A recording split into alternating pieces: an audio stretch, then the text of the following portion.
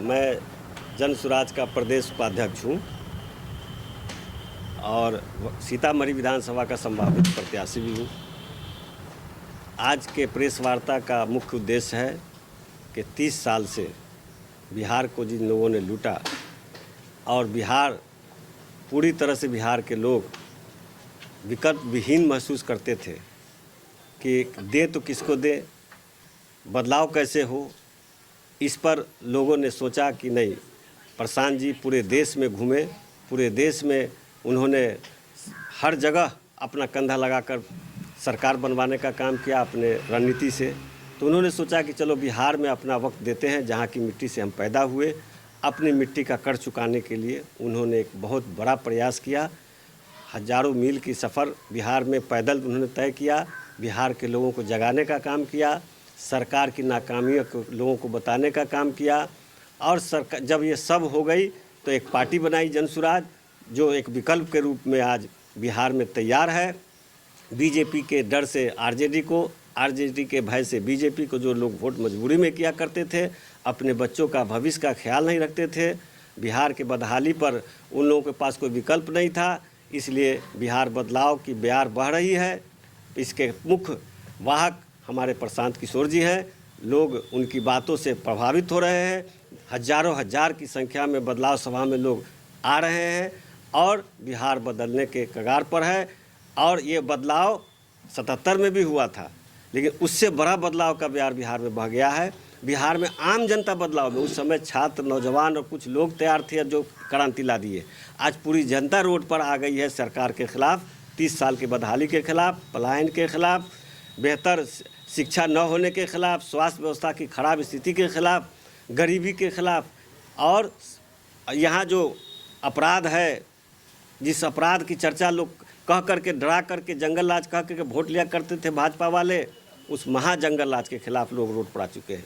जियाउद्दीन साहब इससे पहले जिस आप पार्टी में थे, उस पार्टी को छोड़कर आप जन स्वराज में आए, इसमें क्या ऐसा मतलब लगा प्रशांत किशोर जी? मैंने बता रहा हूँ, मैं समता पार्टी में था, उसके बाद नीतीश जी के साथ जनता दल यू में गया, लगातार 2024 27 जुलाई तक मैं उनके साथ था।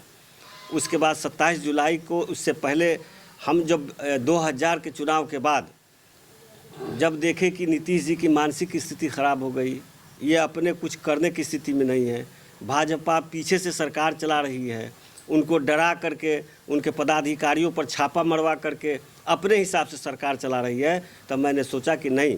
और तब तक प्रशांत जी बिगुल फूंक चुके थे, हम लोगों ने देखा है, उनके बारे में जानते हैं कि देश दुनिया में उन्होंने अपना मकाम हासिल किया है। और इस वजह से प्रभावित होकर, उनके बात से प्रभावित होकर, बिहार की जो पीड़ा उनके मन में थी, उसको लेकर हम लोग, चूँकि हम लोग हमेशा से क्रांतिकारी रहे हैं, हर समय सत्ता के पीछे नहीं रहे, पार्टी में भी रहे, सरकार में भी रहे, फिर भी सरकार के कमियों को उजागर भी करते रहे और अपना काम भी करते रहे, पार्टी के लिए काम भी किए। पार्टी के जहाँ गलती सरकार से होती थी, मैं इस बात का विरोध भी करता था, लेकिन विकल्प मिला प्रशांत जी के रूप में, हम लोग खड़े हो गए, प्रशांत जी के साथ काम कर रहे हैं और प्रशांत जी के साथ ही काम करके बिहार को बदलाव में अपना जो भूमिका हमारी हो सकती है हम निभाएंगे। जिस तरह कुछ देर पहले आपने बोला था कि प्रशांत जी के बदलाव यात्रा में हजारों की भीड़ आती है, विरोधी द्वारा आरोप लगाया जाता है आप तो पैसे पे बुलाते हैं। अच्छा, विरोधी क्या कहेगा? विरोधी का जो काम अपना करता है उसको करना भी चाहिए, लेकिन मैं देखता हूँ जब मेरे यहाँ आपकी सभा हुई सीतामढ़ी ज़िले में या बिहार के किसी भी ज़िले में, पैसा पर वो आदमी नहीं आ सकता है। आदमी गरीब गुरबा रोड पर बैठा हुआ है, घंटों घंटों इंतज़ार कर रहा है, पैसा पर आने वाला आदमी इंतज़ार नहीं करता है किसी का। और प्रशांत जी के बात को सुनता है और जय बिहार का नारा लगाता है, बदलाव बिहार बदले, इसके लिए लोग खड़ा रहता है। ये बिल्कुल बेबुनियाद बात है, स्वस्फूर्त भीड़ रहती है। क्या लगता है इस बार एमवाई समीकरण टूटने की कगार पे है? देखिए, एमवाई समीकरण मजबूरी का गठबंधन है, मैं बार बार कहता हूँ इस बात को, कोई दिल से गठबंधन नहीं है। एम अपना काम करता है और वाई को सिर्फ, मेम को सिर्फ वाई दोहन करता है, शोषण करता है, वोट का इस्तेमाल करता है उसके। आपको मैं बता रहा हूँ, हमारे यहाँ सीतामढ़ी जिला में 3 विधायक है यादव, तीनों 3 पार्टी से हैं। क्या मतलब है ये? और मैं बिहार के जब जनता दल यू में था, 4 जिले का प्रभारी रहा है। आप सीतामढ़ी के बाद भी जाकर देखिए मधुबनी की क्या स्थिति है, मधुबनी में अलीनगर की क्या स्थिति है। वहाँ से मिश्री लाल यादव जीत सकता है? नहीं जीत सकता है, यादव अगर वोट दे दे। यहाँ से दिलीप राय जीत जाता क्या? नहीं जीत सकता था। लेकिन यहाँ मुसलमानों के पास विकल्प नहीं था, प्रशांत जी ने कहा है कि जिसकी जितनी हिस्सेदारी उतनी उसकी भागीदारी। मुसलमान को ये बात भा रही है, विकल्प के रूप में देख रहा है। मुसलमान सबसे ज़्यादा पलायन तो मुसलमान शिकार है पलायन का, गरीब शिकार है, किसी भी जाति का गरीब। और वो मुद्दा प्रशांत जी ने गरीब का उठाया है, बिहार के कमज़ोर वर्गों का उठाया है। उसमें कोई भी हो सकता है, अगड़ा पिछड़ा हिंदू मुस्लिम सब हो सकता है। जिस तरह सीतामढ़ी सदर से आप संभावित प्रत्याशी भी है जनसुराज के, तो सीतामढ़ी सदर के लिए, क्योंकि मुद्दा तो बहुत है सीतामढ़ी में, आपका विजन क्या है सीतामढ़ी के लिए? सीतामढ़ी का विज़न है कि सीतामढ़ी का जो मकाम होना चाहिए, सीतामढ़ी का जो विकास होना चाहिए, वो बिल्कुल नहीं हुआ है। सीतामढ़ी की स्थिति तो आपको मैं बता रहा हूँ कि पूरे बिहार में सबसे गरीब जिला में सीतामढ़ी जिला है। और अगर हम कहें कि हो सकता है पूरे देश में सबसे गरीब जिला सीतामढ़ी है, तो कोई अतिशयोक्ति नहीं होगी। यहाँ प्रति व्यक्ति आय 1875 रुपया। आप बता दीजिए कहाँ होगा इससे ज़्यादा, इससे कम प्रति व्यक्ति आय। हो सकता है 1800 सीहोर का होगा, हो सकता है मैंने सीहोर सीतामढ़ी में, चूँकि यह मदर जिला सीतामढ़ी ही है सीहोर का, इसलिए उसका भी वही बदहाली है, चूँकि वहाँ भी वही हाल है। इसलिए दोनों के मिला दीजिए तो बिहार का सबसे पिछड़ा जिला, देश का सबसे पिछड़ा जिला सीतामढ़ी होगा। और मेरा विज़न है कि यहाँ एकमात्र नदी लखनदेई नदी जो आस्था से जुड़ा हुआ नदी है। आज तक नीतीश जी 20 साल में कहते बड़े बड़े पुल बना लिए। आप भाई आप एक लक्ष्मणा नदी का क्यों नहीं उद्धार कर दिए? कर तो देते, किसने रोका था? आप शिलान्यास करने गए, मैं दल में था, मैं अध्यक्ष था उस वक्त, शिलान्यास करके आए, आप कहाँ चले गए? सभी प्रतिनिधि आते हैं, कहते हैं लक्ष्मणा नदी का मैं उद्धार करूंगा, और जीतने के बाद सब वही आप बताए ना, हम सरकार मुख्यमंत्री जी, हम जिस समय अध्यक्ष थे मुख्यमंत्री जी गए थे शिलान्यास करके आए कि इसको कर देंगे 3 महीना में चालू। आज तक नहीं हुआ। देखिए यहाँ के जनप्रतिनिधि में संवेदनशीलता नहीं है, जनता के प्रति कोई माया नहीं है।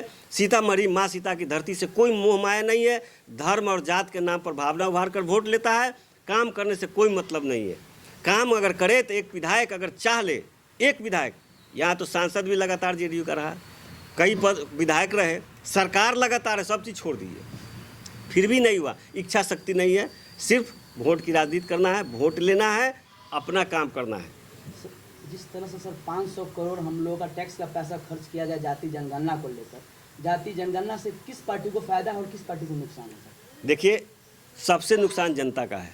पैसा खर्च हो गया, डेटा आ गया, और डेटा के हिसाब से जनता को कोई लाभ नहीं मिला। ये जनता के पैसा को शोषण करने का काम किया। 500 साढ़े 500 करोड़ में आधा समझिए सरकार के कर्मी के जेब में गया, आधा शहर जमीन पर खर्च हुआ, उसका कोई लाभ नहीं हुआ और जनता को इससे कोई लाभ नहीं मिला। पार्टी अपना कहे, तेजस्वी कहे कि मेरे दबाव में हुआ, और नीतीश जी ने कहा कि मुख्यमंत्री हम करा दिए। तब उसके बाद आपको डेटा मिला तो क्यों नहीं आप उसका विकास कर रहे हैं? क्यों नहीं 2-2 लाख रुपया सरकार से दे रहे हैं? ये सब कुछ नहीं करना है। ये जनसुराज के दबाव में कुछ लोक लुभावन घोषणाएं हो रही है, वो चुनाव तक ही रहेगा। चुनाव के बाद फिर ठंडे बस्ते में डाल दिया जाएगा, और जो नौकरशाह और जो कुछ लोग सत्ता के गलियारे में घेरे हुए हैं, वो लोग भी अपना पैसा बिहार को लूट करके और विदेश में अपना धन जमा करेंगे, अन्य राज्यों में अपना प्रॉपर्टी खड़ा करेंगे, और बिहार के सरकारी खजाने का पैसा गुजरात जाएगा, और यहाँ से लेबर गुजरात जाके काम करेगा। यही स्थिति है बिहार की, और यही बीजेपी का शासन राज्य में सब। प्रशांत किशोर जी का एक विजन है, कहते हैं कि हम छठ के बाद कोई भी मजदूर को दूसरे प्रदेश में नहीं जाने देंगे। तो विपक्ष के द्वारा कहना है कि कौन सा जादू का छड़ी है उनके पास, प्रशांत जी के पास, जी छठ के बाद किसी मजदूर को बाहर नहीं जाने देंगे? उनके पास जादू की ऐसी छड़ी है, जिस छड़ी से बीजेपी को बंगाल में हटा दिए, जिस छड़ी से बिहार में 15 में नहीं आने दिए, उनके पास तिलस्म है, उनके पास योग्यता है, माँ सरस्वती और लक्ष्मी की कृपा है। इसलिए वो बोल रहे हैं तो वो करेंगे और पलायन रुकेगा। चलिए बहुत बहुत धन्यवाद, शुक्रिया।